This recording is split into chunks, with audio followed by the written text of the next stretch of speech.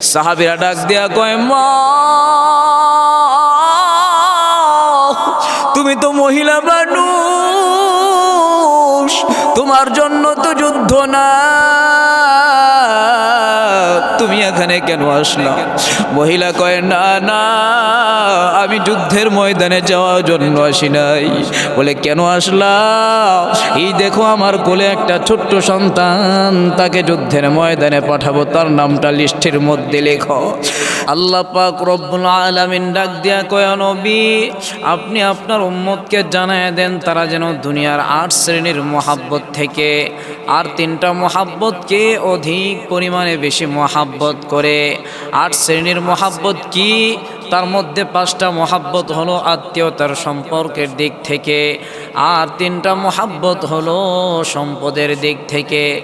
আত্মীয়তার দিক থেকে যে 5টা মহাব্বত, 1 নাম্বার হলো আবা উকুম, মাতা পিতার মহাব্বত, ও আবনা উকুম, সন্তানাদির মহাব্বত, ও ইখওয়ানুকুম, ভাই বোনের মহাব্বত, ও আজওয়াজুকুম, স্বামী স্ত্রীর মহাব্বত, ও আশিরতুকুম, নিকট আত্মীয় স্বজনের মহাব্বত।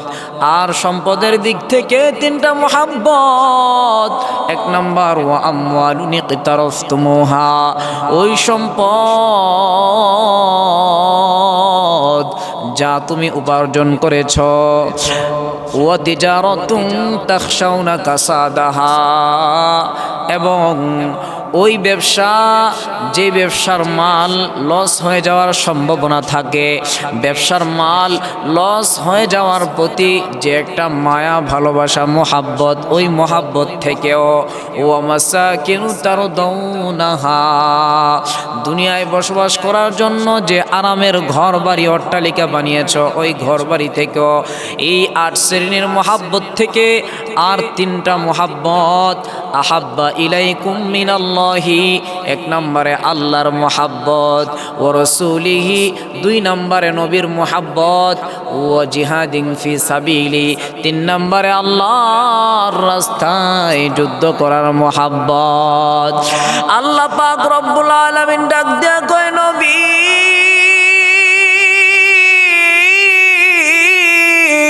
আপনি আপনার উম্মতকে জানায় দেন তারা যেন দুনিয়ার এই 8 শ্রেণীর মহাব্বত থেকে আর 3টা মহাব্বত, 1 নম্বরে আল্লাহর মহাব্বত, 2 নম্বরে রসুলের মহাব্বত, 3 নম্বরে আল্লাহর রাস্তায় জিহাদ করার মহাব্বত, দুনিয়ার সমস্ত মহাব্বত থেকে তারা যেন এই 3টা মহাব্বতকে অধিক পরিমাণে বেশি মহাব্বত করে। আর যদি তারা না করে তাদেরকে জানায়া দেন তারা যেন আমি রবের আসমানের আযাবের অপেক্ষা করে। নাউজুবিল্লাহ। মুসলমান ভাইরা আমার,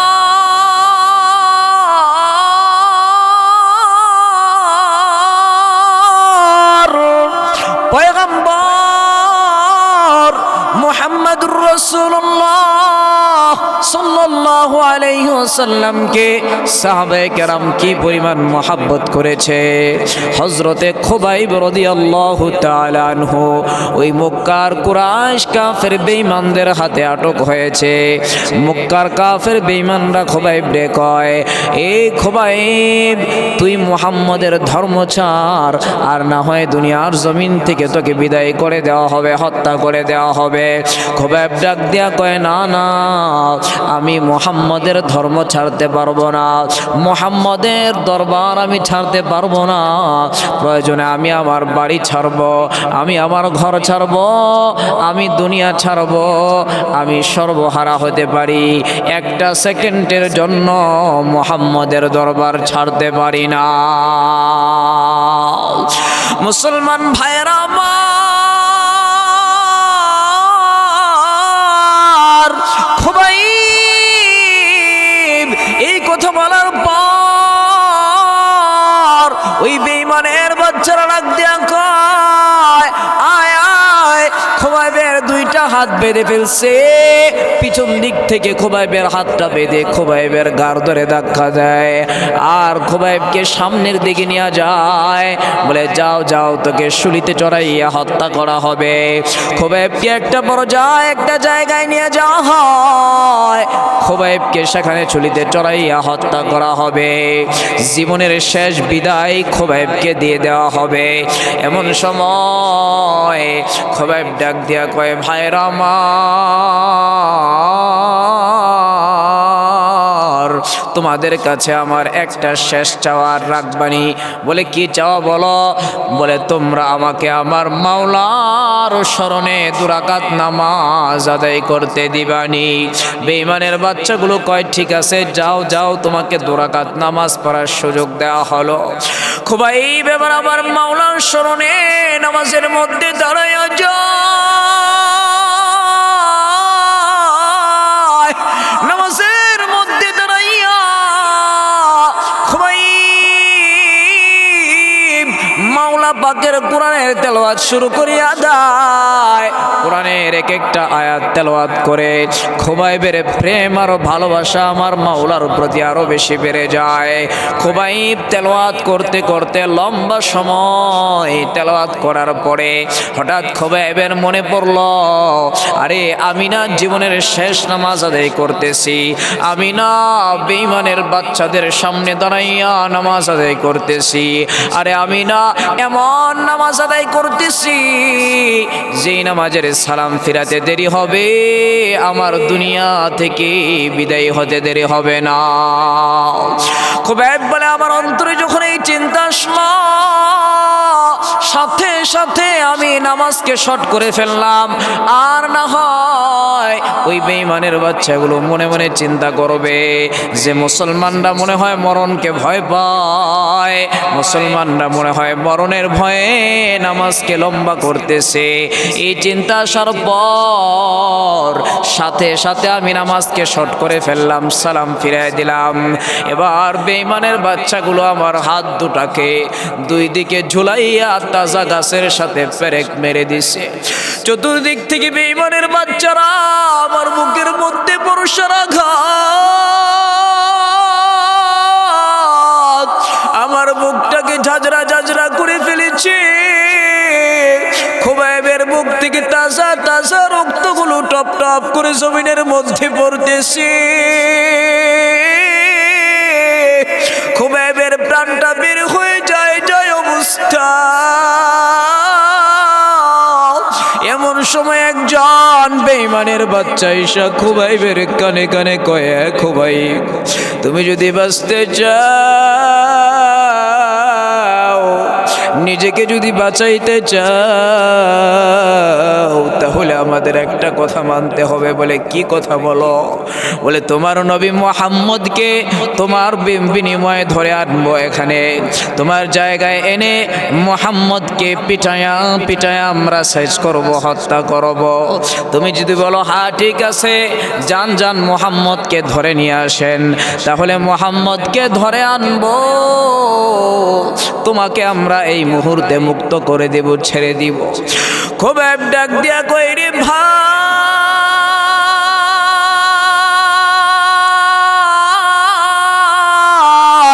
তোরা আমার একবার না 2 বার না, তোরা যদি আমার 1000 বার হত্যা করিয়া দাও, তারপরও আমি খোবাইবের গায়ে 1 ফোঁটা তাজা রক্ত থাকতে আমি আমার নবী মুহাম্মদের গায়ে একটা কাঁটার আঘাত আমি হতে দেব না। মুসলমান ভাইরা আমার, কি পরিমাণ প্রেম আর ভালোবাসা সাহাবায়ে কেরামের অন্তরে আমার মায়ার নবীর জন্য। ছোট নাই বড় নাই, নারী নাই পুরুষ নাই, সবাই সাহাবীরা, সমস্ত সাহাবীরা আমার নবীর জন্য জীবন দিয়ে দেওয়ার জন্য রাজি হয়ে গেছে। একদিন হযরতে বেলাল মসজিদে নববীর মধ্যে আজান দিবে। প্রতিদিন হযরতে বেলাল রাতের শেষে অংশে যে আজানটা দেয়, আজানের শেষ অংশে বলে আসসালাতু خير من النوم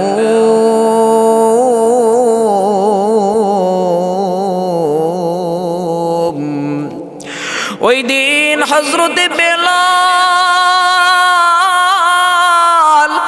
আর الصلاة خير من النوم কয় না হযরত বেলাল আজানের শেষ অংশে বলে হাইয়া আলাল জিহাদ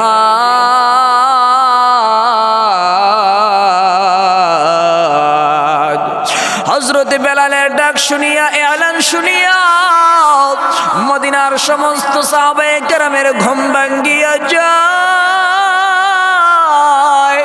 সমস্ত সাহাবীরা একজন আরেকজনকে ডাকে ও তোমরা কে কোথায় আছো আসো আসো পয়গম্বর মনে হয় যুদ্ধের ময়দানে যাবি যুদ্ধের ময়দানে যাওয়ার জন্য সবাইকে ডাকতেছে সমস্ত সাহাবীরা ওই মসজিদে নববীর দিকে সিরিয়াল ধরে যায় মসজিদে নববীর সামনে হাজির হয়ে গেল আর মদিনার একজন আশিক পাগলনি মহিলা আমার নবীর বড় আশিক পাগলনি মহিলা রাতের অন্ধকারে দরজাও বন্ধ জানালাও বন্ধ মহিলার চিৎকার করে কান্না করে হাউমাউ করে কান্না করতেছে মহিলার 7 বছরের ছোট্ট বাচ্চা মহিলার কান্নার শব্দ শুনিয়া ঘুম ভাঙিয়া যায় ছোট বাচ্চা ডাক দিয়া কয় আম্মু গো এত রাতের অন্ধকার কেন তুমি কান্না করো গো মা মহিলা ডাক দিয়া কয় আবার তো স্বামী নাই তোর তো বাবা নাই ওই যে মুহাম্মদুর রাসূলুল্লাহ মসজিদে নববী থেকে হাইয়া আলাল জিহাদ বলে ডাকতেছে মনে হয় নবী সাহাবীদের নিয়ে যুদ্ধের ময়দানে যাবি আজকে তো তোর বাবা থাকলে তোর বাবারে নবীর ডাকে সাড়া দেওয়ার জন্য পাঠাইতে পারতাম এর সন্তান এই যে গেল যুদ্ধে তোর বাবা নবীর সঙ্গে যুদ্ধের ময়দানে যায় শহীদ হয়ে গেছে আজকে তো আমার স্বামীও নাই আমার তো উপযুক্ত কোনো সন্তানও নাই যে নবীর ডাকে সাড়া দেওয়ার জন্য পাঠাবো আমার তো মন চাই আমি শহীদের মা হব আমার মন চাই আমি শহীদের আম্মা হব ছোট্ট সন্তান ডাক দিয়া কয় আম্মু গো ও আম্মু তুমি কান্না বন্ধ করো চোখের পানিগুলো মুছিয়া ফেলো তাড়াতাড়ি আমারে তুমি সাজায় পড়াইয়া দাও আমাকে নিয়ে মুহাম্মাদের দরবারে চলো আমি যুদ্ধের ময়দানে যাব মহিলাটা আনন্দে অন্তহারা হইয়া এবার ছোট সন্তানটাকে সাজাইয়া পড়াইয়া কোলে নিয়ে পয়গম্বরের দরবারে রওনা হয়ে গেল মসজিদ নববীর সামনে যায় দেখে সমস্ত সাহাবীগুলো সিরিয়াল ধরে দাঁড়িয়ে আছে একজনের পিছনে আরেকজন দাঁড়িয়ে আছে নবীজির বড় বড় সাহাবীরা যুদ্ধের ময়দানে কে কে যাবে এই লিস্ট করতেছে একজনের নিচে আরেকজনের নাম আরেকজনের নিচে আরেকজনের নাম মহিলাটা গিয়া পুরুষদের সিরিয়ালের মধ্যে একজনের পেছনে দাঁড়ায় গেল ছোট্ট সন্তানটা কোলের মধ্যে আছে সাহাবীরা ডাক দিয়া কয় মা তুমি তো মহিলা মানুষ তোমার জন্য তো যুদ্ধ না তুমি এখানে কেন আসলা মহিলা কয় না না আমি যুদ্ধের ময়দানে যাওয়ার জন্য আসি নাই বলে কেন আসলা এই দেখো আমার কোলে একটা ছোট্ট সন্তান তাকে যুদ্ধের ময়দানে পাঠাবো তার নামটা লিস্টের মধ্যে লেখো সাহাবীরা অবাক দৃষ্টিতে তাকায় রইল সাহাবীরা অবাক হয়ে ডাক দিয়ে বলে ও মহিলা তোমার এই ছোট্ট সন্তান এরে তো যুদ্ধের ময়দানে নিয়ে গেলে আমাদের কোনো লাভ হবে না। ওরে যদি যুদ্ধের ময়দানে নিয়ে যায় আমাদের কোনো ফায়দা হবে না। ও তো ছোট মানুষ, ও তো তরবারির বোঝা বহন করতে পারবে না। এবার একটা পর্যায়ে খবর আমার মায়ার নবীর কান পর্যন্ত পৌঁছে যায়। পয়গম্বর মসজিদে নববীর ভিতর থেকে বের হয়ে আসে, ডাক দিয়া মহিলারে কয়, মহিলা তুমি কেন এখানে আসলা? মহিলা ডাক দিয়া কয়, নবী আমার এই ছোট্ট সন্তান আমি ওরে আপনার সাথে যুদ্ধের ময়দানে পাঠাতে চাই। আমার মন চায় আমি শহীদের আম্মা হব। ওগো নবী, গেল যুদ্ধে আমার স্বামী আপনার সঙ্গে যুদ্ধে গিয়ে শহীদ হয়ে গেছে। আজকে আমার এই ছোট্ট সন্তানটারে লয়া যান, আমি চাই শহীদের আম্মা হব। পয়গম্বর বলে, না না, যাও যাও, ছোট্ট সন্তানটা নিয়ে বাড়িতে চলে যাও, ও যদি বড় হয়ে নিয়ে যাব। ও তো তোর বাড়ির বোঝা বহন করতে পারবে না। একটা পর্যায়ে পয়গম্বরের কথা শুনিয়া মহিলাটা ছোট্ট সন্তানটারে কোলের মধ্যে নিয়ে আবার বাড়ির দিকে রওনা হয়ে গেল। ছোট্ট সন্তান ডাক দিয়া কয়, আম্মু গো,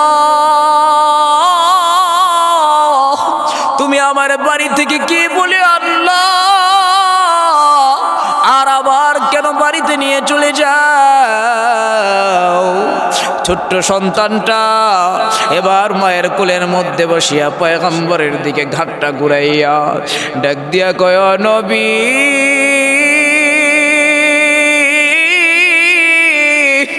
আপনি আমাকে কেন যুদ্ধের ময়দানে নিয়ে যাবেন না? ও পয়গম্বর, আমার একটা কথা শুনবেননি? বলে, কি কথা বলো? বলে, নবী গো, আমি বাড়িতে দেখেছি আমার আম্মা যখন রান্না করে, লাকড়ি চুলাতে যখন আমার আম্মা রান্না করে, আমার আম্মাকে দেখেছি চুলার মধ্যে সর্বপ্রথম ছোট ছোট লাকড়িগুলো ঢোকায়। আগুন যখন ভালো করে ধরে যায়, আগুনের পাওয়ার যখন বেড়ে যায়, বড় বড় লাকড়িগুলো পরে ঢুকায়, তাহলে অতি সহজেই আগুন ধরে যায়। ও নবী, আপনি যদি আমাদের মতো ছোট ছোট সাহাবীদেরকে যুদ্ধের ময়দানে লয়া যান, সর্বপ্রথম আমাদের হাতে তরবারি দিয়া যদি আমাদেরকে যুদ্ধের ময়দানে নামায় দেন, অপর দিক থেকে ওই বেঈমানের বাচ্চাগুলো আমাদেরকে বড় হালকা মনে করিয়া, সহজ মনে করিয়া তারা আমাদেরকে হত্যা করে ফেলবে, আর যুদ্ধের ময়দানে ঈমানের আগুন লেগে যাবে। এই দৃশ্য বড় বড় সাহাবীরা দেখার পর সাহাবীদের গায়ে ঈমানের আগুন লেগে যাবে, ঈমানের পাওয়ার, ঈমানের স্পিরিট আরো বেশি বেড়ে যাবে। সাহাবীরা তাড়াতাড়ি যুদ্ধের ময়দানে ঝাঁপিয়ে পড়বে বেঈমানদের সাথে যুদ্ধ করার জন্য। স্বয়ং ছোট্ট সন্তান যখন পয়গম্বরকে এই কথা বলছে, পয়গম্বর থমকে দাঁড়ালেন, অবাক দৃষ্টিতে ছোট্ট সন্তানের দিকে তাকায় রইলেন। নবী আমার ডাক দিয়া কয়, রে ছোট্ট সন্তান, এ কেমন দামি কথা তুমি আমারে শোনাইলা? আমার জীবনে তো কোনোদিন আমি এত দামি কথা শুনি না। একটা কথা পয়গম্বর বলে, ওই ছোট্ট সন্তান আর একটা কথা জবাব দেয়। ছোট্ট সন্তান আর আমার নবী একে একে ছোট্ট সন্তান আর আমার নবী দুইজনে কথোপকথন করতেছে। এমন সময় আমার আল্লাহ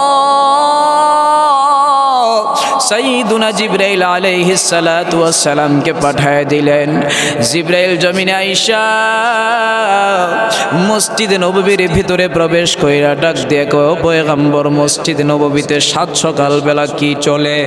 নবী ডাক দিয়া কয়, জিবরাইল, আমরা তো যুদ্ধের ময়দানে যাব, লিস্ট তৈরি করতেছি, কে কে যুদ্ধের ময়দানে যাবে, যুদ্ধের প্রস্তুতি চলতেছে। জিবরাইল ডাক দিয়া কয়, নবী গো, তাহলে আমার একটা কথা শুনবেননি। বলে কি কথা বলো ও নবী? আমি যখন আজকে জমিনে আসলাম, আসার পথে আমি সপ্তম আসমানের উপরে জান্নাতুল ফিরদাউসটা একটু ভ্রমণ করে আসলাম। জান্নাতুল ফিরদাউসের ভিতরে যখন আমি প্রবেশ করলাম, আমি তাকায় দেখলাম ঠিক তদ্রূপ আল্লাহ পাক রব্বুল আলামিন জান্নাতি ফেরেশতাদেরকে নিয়ে আপনাদের এই জমিনের মতো একটা লিস্ট তৈরি করতেছে। একজনের নিচে আরেকজনের নাম, আরেকজনের নিচে আরেকজনের নাম। ও পয়গম্বর, সবচেয়ে আশ্চর্যজনক ঘটনা হলো ওই লিস্টের মধ্যে সর্বপ্রথম একটা নাম আমি লেখা দেখেছি। ওই সর্বপ্রথম নামটাই হলো আপনার সামনে দাঁড়িয়ে থাকা এই 7 বছরের ছোট্ট শিশু সাহাবীর নাম। আল্লাহু আকবার বলেন। ভাইরা আমার, সাহাবায়ে কেরাম ছোট নাই বড় নাই, নারী নাই পুরুষ নাই, আল্লাহর রসুলকে মহাব্বত করতে গিয়ে, দিন ধর্মকে মহাব্বত করতে গিয়ে নিজের জীবন দিয়ে দেওয়ার জন্য রাজি হয়ে গেছে। সুবহানাল্লাহ। এজন্য আমার ভাইয়েরা, আল্লাহ পাক রব্বুল আলামিন বলেন, আহাব্বা ইলাইকুম মিনাল্লাহি ওয়া রাসূলিহি ওয়া জিহাদিন ফি সাবিলি, যে দুনিয়ার সমস্ত মহাব্বত থেকে তোমরা 3টা মহাব্বত, 1 নম্বরে আল্লাহর মহাব্বত, 2 নম্বরে নবীজির মহাব্বত, 3 নম্বরে আল্লাহর রাস্তায় জিহাদ করার মহাব্বত। এই 3টা মহাব্বতকে পৃথিবীর সমস্ত মহাব্বত থেকে বেশি মহাব্বত করো, তাহলে আল্লাহ তোমাদের উপর সন্তুষ্ট হবে। হাবিব মুহাম্মদুর রাসূলুল্লাহ সাল্লাল্লাহু আলাইহি ওয়াসাল্লাম তোমাদের উপর রাজি খুশি হয়ে যাবে। সুবহানাল্লাহ।